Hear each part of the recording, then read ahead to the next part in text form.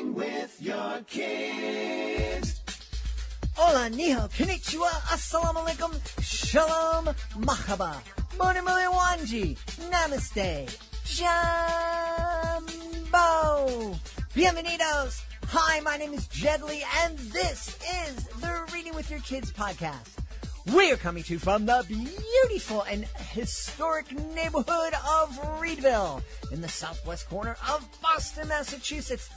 We are so honored and so wicked happy that you're joining us in our mission to help all families grow closer through reading.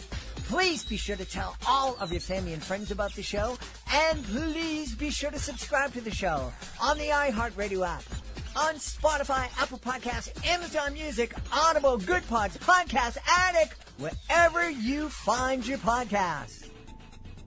Join us right now from the beautiful state of South Carolina. Our guest is here today to celebrate her modern-day nursery rhyme time series, 31 books in all. Please welcome to the show a very uncommon author, Anne Manuel. Hey, Anne, how are you? Oh, I'm so great. Thank you for having me. This is fantastic. I'm delighted to have you on, but I have to ask, what is it that makes you so uncommon? Well, how much time do you have? Well, I started writing in March of 2022 at age 53. Mm-hmm. That's part of my uncommon story, is writing so late in life. So I started writing in March 2022, and in April, in 14 days, I had written 27 of my books. And illustrated them in 27 days. I mean, in 14 days, 27 books in 14 days. And then I'm sorry. I'm amazed. That's quite an accomplishment. I wrote more than that. And I'd say by the third week of April, I had all 31 chosen because I had to prioritize, because I wrote more than that, but I was doing hybrid self-publishing. And I had a limit. So I came up with 31 because that's the longest month. And it's a book a day for the longest month of mine for a child. That's why I did 31. Now, I have to ask, because we've had authors, we've been publishing the podcast since 2017, and we have 1,800 episodes, and we've had independent authors on, we've had book publishers, traditionally published authors. One of the things that we hear from the folks in the traditionally published world, that it takes 2 to 3 years from the moment a book has been bought by a publisher to get that book onto the shelves. And that doesn't count the time that the author spent writing it, inquiring it, and sending it out. And then you're here telling me that you wrote and published, it was 27 books in 14 days. I wrote them, illustrated them in that time frame.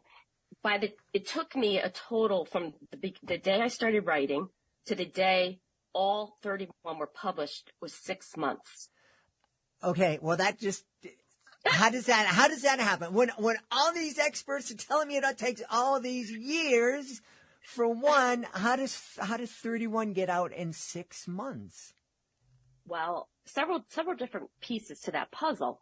One was my single-minded purpose, an absolute drive to achieve this goal of getting my books into the hands of children as fast as possible without sacrificing quality. Okay? And the books, I wrote them very fast. I illustrated them very quickly. The synopsises were the most rigorous part of the process for me.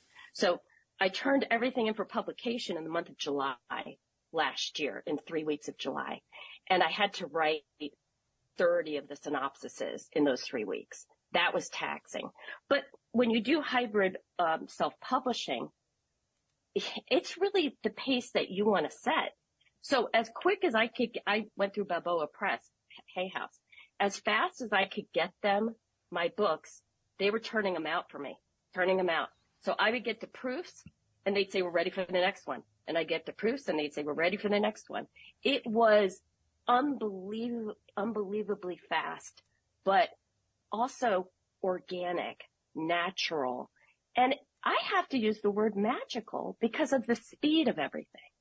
Mm-hmm. And then, so they were all published August and September of 2022. So I can sit here today towards the end of September 2023 and say all 31 are published, all 31 have been converted into audio, and all 31 have been converted into video. Wow. That is incredible. So I'm guessing you haven't eaten or slept very much in that time?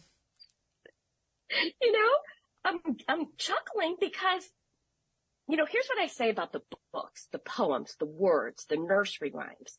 They came as easy as breathing. They came as easy as breathing. So, honest to goodness, I was writing when I was walking the dog. I was writing when I was making my coffee. I was writing when I was making my grocery list. And it was so beautiful and organic. I can hardly put it into words. Wow.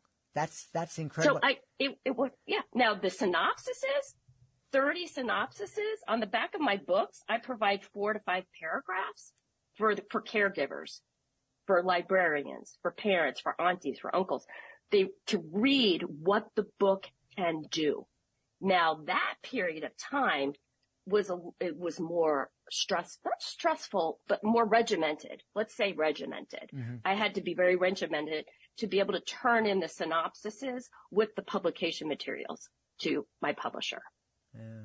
That was a little more strict and structured. The rest was, it was just a beautiful moment in time. That's wonderful. So tell us, 7 is my favorite number. What's book number 7? If we're starting at the first of the month reading book number 1 and then just going through sequentially, what would the book number 7 be? Do you know off the top of your head? Well, no, I've got 4 series. So each series has a certain number of books in it. Okay. There's 4 series, and it wouldn't be, you get to choose what book you want to read each day. Okay. Now, you could go sequentially and say, Emotion, Commotion, Locomotion is one of my books, and it's in my Rainbow's End series, right? And so that's book 4 in the Rainbow's End. Uh-huh. So each book has where it's at in the birth order in the synopsis. Okay. Right? So Rainbow's End has 4. The My Name Is series has 4. The classics, I believe there's 10, and the essentials, I believe there's 13. I think that. So then you decide, and I would actually leave it up to the child to decide what book they would want on a certain day, because they're experiential. So they cover everything from being motivated to play with blocks to dealing with grief and endings and loss. So they're experiential, and they run the gamut of experiences a child might have on a daily basis. Yeah.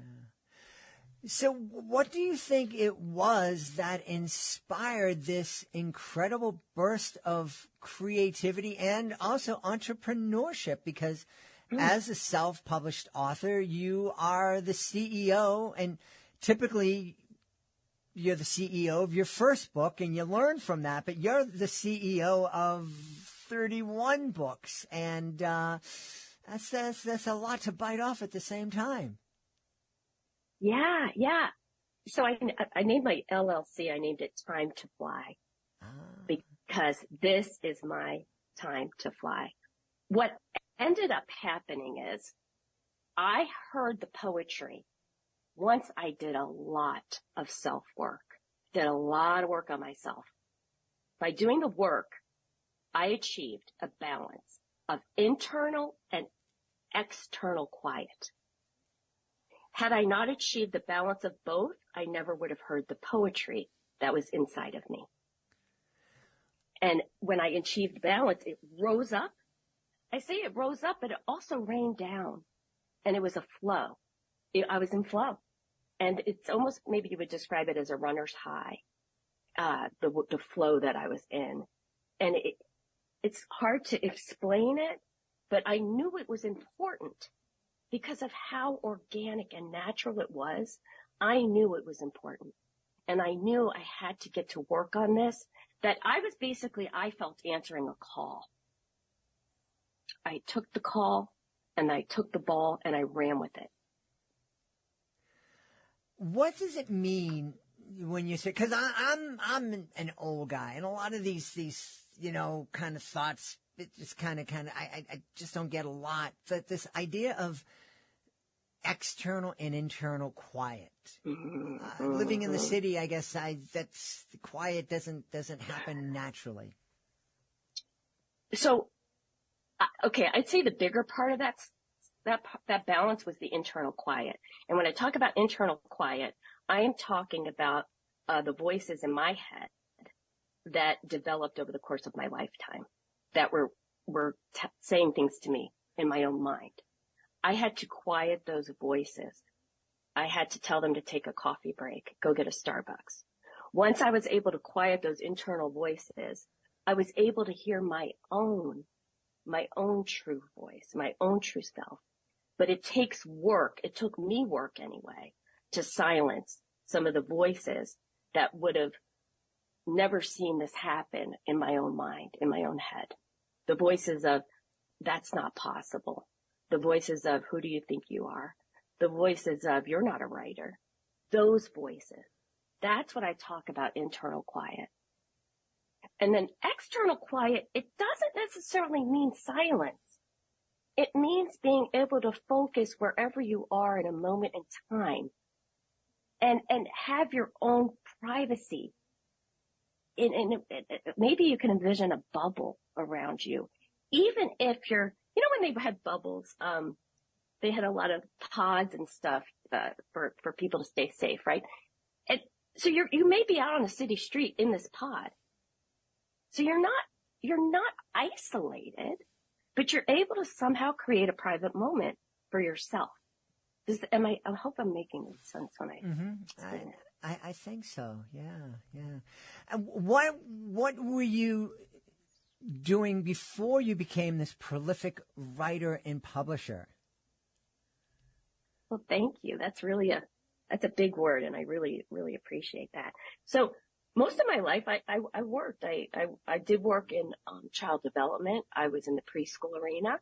I taught, and then I worked my way up into administration, which ended up really giving me a really good basis to end up writing these nursery rhymes. I didn't know it at the time, of course. And then after that, I ended up doing really family business. I was a DIYer. We had properties that I upfitted personally myself, including pine straw distribution and all, physical landscaping, also painting, demo, caulking, sanding, all these things. So I spent most of my time doing physical labors to save money for our family. And then I also was the administrative person for everything to do with the properties as far as taxes and all HOAs and all that. So I wore a lot of hats when I was doing that, but that didn't leave any room for creativity for me so when I stepped away from that and then I did the work on myself, this is the result. This is what came. Well, it makes more sense now when we learn that you have this background as a teacher in the daycare world. So you obviously were exposed to hundreds, if not thousands, of children's books. And so I am sure that in addition to reading stories to kids, you were making up rhymes with the kids throughout those years. We talk a lot here on the podcast about, if you are an author, whether you're doing it traditionally or especially if you're doing it independently or self-published, whether it's hybrid or straight self-publishing, that you are a business person. So having that business background, that makes a lot of sense now that, okay, yes, she didn't just, go in this, wake up one morning and have this crazy thought. You obviously had the skills to kind of go out and approach this as a business and put it together. And it's obvious that you are successful at it because the books are there, and you know the illustrations are beautiful. I'm looking at the cover art of your books, and they're very diverse. It's they're beautiful, they're unique, they fit the story. So, congratulations on this really monumental achievement. Now that the books are out there, and now that you've taken on the job of promoting them and marketing them, which is, again, something most authors, when they sit down, they don't think that they need to do, but they absolutely need to do that. What's next? Have you caught the children's writing bug? Is it 31 and done for you, or do you envision yourself creating more and more books? Oh, absolutely creating more and more books. I have more ready to go today. I have more to add to all 4 collections, ready to go. They're in the wings. They're waiting their turn is how I describe it, right? They're waiting their turn to be born, but they're there. They are there. And I am also curating my adult poetry collection at this time, because my adult poetry, I also believe, is extremely significant. So that I'm doing this simultaneously. Just completed the audio video production. And I am doing PR. I am so lucky. I found the Black Chateau Enterprises, and they have been, I'll use the word juggernaut for me. Just what they have done for me in my books is hard to describe. And I am so lucky to have them. They've put me on this path where I get to interview with you today. And I'm so lucky. I talk about my journey as, the movie Field of Dreams. Mm-hmm. With Kevin Costner. Yep. So, he had the farm, right? So sort of like I had some of this background, right? But one day he gets what I would now call an intuitive hit. Back then, and when that movie was produced, I didn't even know what the word intuitive hit was. He was getting intuitive hits, and he followed them. Even though everyone else thought, this guy is off his rocker, right? His family tried to do an intervention. They're like, dude, you can't do this to your farm. And he was getting these hits. That is the best way for me to describe my journey. So in some ways, I'm not sure what's next. And in some ways, I'm not sure what the baseball sign is going to say to me, but I know it will tell me something. Yeah. So I wait and I say, now's the time to find a PR team. Now's the time to go to Los Angeles for a book signing. Now's the time to go into the audio production. Now's the time to go. And I follow my intuition. I take the leap of faith, and each and every time it pays off. Yeah. So I know there are people who listen to the show who are parents, but they're also aspiring authors. They've had these stories that they've been sharing with their kids. They love to be an author. They've even heard about this thing, whether it's hybrid self-publishing or through, print on demand. But it's like there's that voice that you were talking about, maybe that's saying, you're not good enough. You're busy with the kids. Don't you know? You got too much going on. What would you say to that person? Oh, here's what I'd say. I'd say do what I did. Okay? Here's what you need. All you need is a free subscription to Canva, Canva, where you can create a picture book. Then, now I did pay for a subscription to iStock. iStock has millions of illustrations, right? Bought my subscription, found my art that matched my words, and then check into hybrid self-publishing or self-publishing. So that's how simple. Canva, iStock, my words, Balboa Press.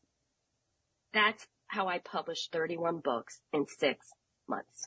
Wow. So it's doable. In fact, I say, here's what I say. I say right away. WRITE, away, RIGHT, away. Right away. Do not discard the seeds that might be in your awareness. They may be just a tiny seed. Do not discard them. Take note of them. make note of them, and then water them from time to time. It doesn't have to be going into a cubby somewhere that has ivy growing up on the brick where you seclude yourself to be what we would consider an old-fashioned writer. I believe times have changed. I'm writing when I'm walking the dog, like I said. So go ahead and take those seeds that maybe come when you're watching a child play a sport, or when you're in the grocery store and something occurs to you about the chaos of the child wanting the sugar cereal and you're saying, no, have the apple instead. So that's when the seeds are born. Take note, mark them down, water them from time to time, and then see what grows. Yeah. Great advice. I love it. Now, people are going to want to know where they can go to see these 31 books that you created, and maybe listen to a sample of the audiobooks, check out the videos. So where is the Kelly Anne Manuel headquarters? I'm hoping to have a website, but with everything else I've been doing, that has not occurred yet. So in the meantime, you Google Kelly Anne Manuel. Now, the audiobooks, Pro Audio Voices, the Amplify,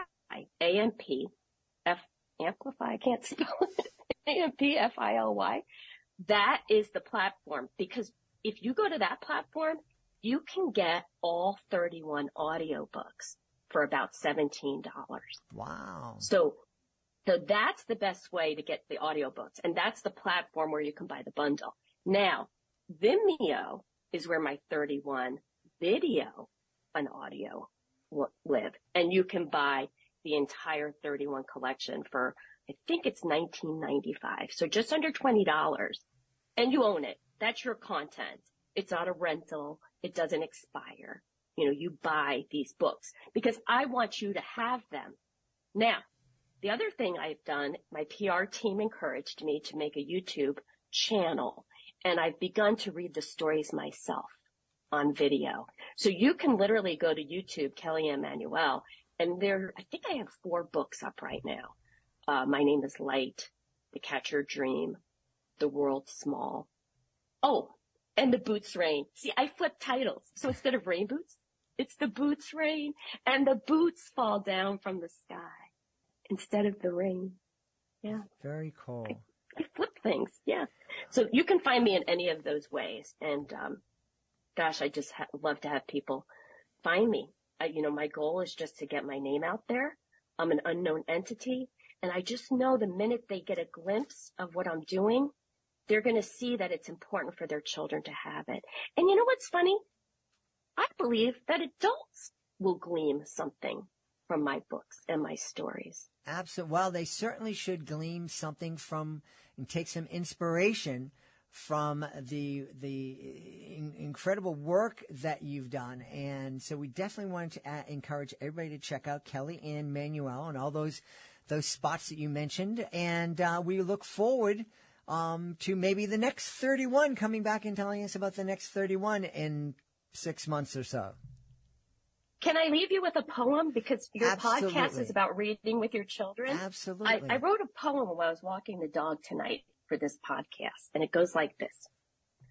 A reading ritual, once habitual, gives gifts continual with knowledge residual, providing foundation instinctual, made common situational, to all motivational is a reading ritual. Well, that's beautiful. Thank you for sharing that with us. We've had a wonderful time speaking to our guest, the uncommon author, Kelly Anne Manuel. Kelly Anne, thank you so much for being with us. Thank you for having me. We hope you've enjoyed this episode of the Reading with Your Kids podcast, and will join us for the next exciting episode of the show. We are so grateful that you're part of our beautiful Reading with Your Kids family. We'd love for you to connect with us on social media, facebook.com/readingwithyourkids, at Reading with Your Kids on Instagram, at Jedley Magic on Twitter. If you are on LinkedIn, please connect with Jed Doherty. We also have a Reading with Your Kids page on LinkedIn.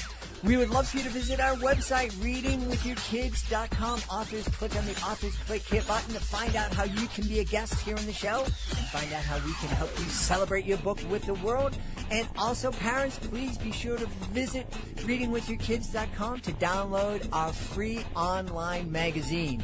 Hey, we want to thank the folks who made today's show so wonderful. Of course, we want to start by thanking our amazing guest.